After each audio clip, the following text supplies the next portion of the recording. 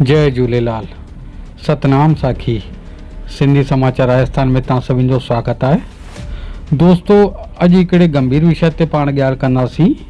वो विषय आहे पूज्य सिंधी पंचायतुनि द्वारा पगड़ी ऐं ॿारे ॿांभण ते जेकी धर्मशालाऊं या हॉल या गार्डन ॾियनि था, उन्हनि ते पैसा था वठनि, उन विषय ते असां चर्चा करूं पिया। दोस्तों, कुछ पंचायतुनि जी असां वटि अहिड़ी शिकायत आई आहे कि उहे पीए जी बैठक ऐं ॿारे जे मोटा पैसा था वठनि। इहो ॾाढो गंभीर विषय आहे।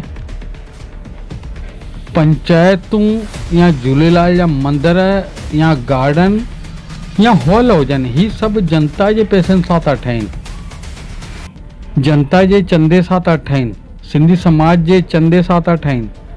सिंधी समाज जे हर हिकु हुन मेंबर जे पैसे सां था ठहिनि, चाहे हू पैसे वारो हुजे चाहे गाॾे वारो हुजे, हू पंहिंजो अंशदान ॾींदो आहे उन अंदरि, त उन्हनि जे पैसनि सां था ठहिनि, चाहे हॉल चाहे गार्डन। त पंचायत जो दायित्व तो ठहे कि आखिर कुछ तो सुविधा पंहिंजे मेंबर खे उपलब्ध कराइनि। अरे शादी हुजे, वियांह हुजे, बर्थडे पार्टी हुजे या अन्य कोई फंक्शन हुजे, त उन्हनि में जेकी तव्हांजी रेट हुजे उहो वठो, छोकी ख़ुशी जा माहौल आहिनि, तव्हां वठी था सघो। पर पगड़ियुनि जहिड़ी ऐं ॿारे जहिड़ी तव्हां रस्म ते तव्हां पंहिंजे मेंबरनि खां, सिंधी समाज खां अच्छी ख़ासी मोटी रक़म था वठो, इहा सही न आहे। इहा तव्हांजी हठगर्मता आहे, ॾाढी शर्म जी ॻाल्हि आहे।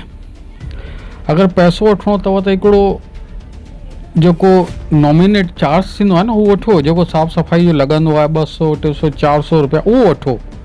ईअं न कि तव्हां 1100, 2100, 5100 रुपयो तव्हां पगड़ियुनि जो या ॿारे जी रस्म जो तव्हां चार्ज करो। शर्म जहिड़ी ॻाल्हि अथव, ॾाढी शर्म जहिड़ी। असां इन मुद्दे ते खुले प्लेटफार्म ते व्हाट्सएप जे ज़रिए, फेसबुक जे ज़रिए सभिनि खां राय वरितीसीं, सभिनि पंचायत वारनि खां। त तव्हां यकीन कंदा, 100 मां 90 पंचायतुनि जो जवाबु इहो आहे कि असां पगड़ियुनि ते या ॿारे ते को बि चार्ज न वठंदा आहियूं। अगरि ज़रूरत पवंदी आहे त सिर्फ़ु साफ़ सफ़ाई जा 100, 200, 300 रुपया असां चार्ज कंदा आहियूं। ऐं उन्हनि खे सुविधा बि ॾींदा आहियूं, पाणीअ जा कैंपर थिया, कुर्सियूं थियूं, ऐं उन्हनि सां गॾु कंधे सां कंधो बि मिलाए करे बीहंदा आहियूं जंहिंजे घर में गमी थींदी आहे। त मुंहिंजो सुवालु सीधो सो उन्हनि पंचायतुनि 10% पंचायतुनि खां आहे जेकी मोटो पैसो पगड़ियुनि ते ऐं ॿारे ते वठनि थियूं, कि अहिड़ी कहिड़ी बुख आहे। जॾहिं तव्हांजे मंदर में उत्सव थींदा था, उन्हनि जो पैसो अचे, चंदे जो पैसो अचे, गुप्त दान अचनि, तव्हांजे मंदर में पैसो अचे, त हेॾो पैसो आख़िर तव्हां करो किथे था? इहो ॾाढो वॾो सुवालु आहे। अॼु असां पिया करूं, सुभाणे जनता तव्हां खां पुछंदव। हिन लाइ करे अॼु ई सुधरी वञो। हीअ असांखे असांजी तरफ़ां, असांजे सिंधी समाचार राजस्थान जी तरफ़ां तव्हांखे सीधो सीधो इशारो अथव कि अॼु बि तव्हां सुधरी वञो, पंहिंजी हरकतूं सुधारे वठो, अन्यथा ईअं न थिए कि जनता तव्हांजो घेराव करे। जय श्री झूलेलाल। सतनाम साखी।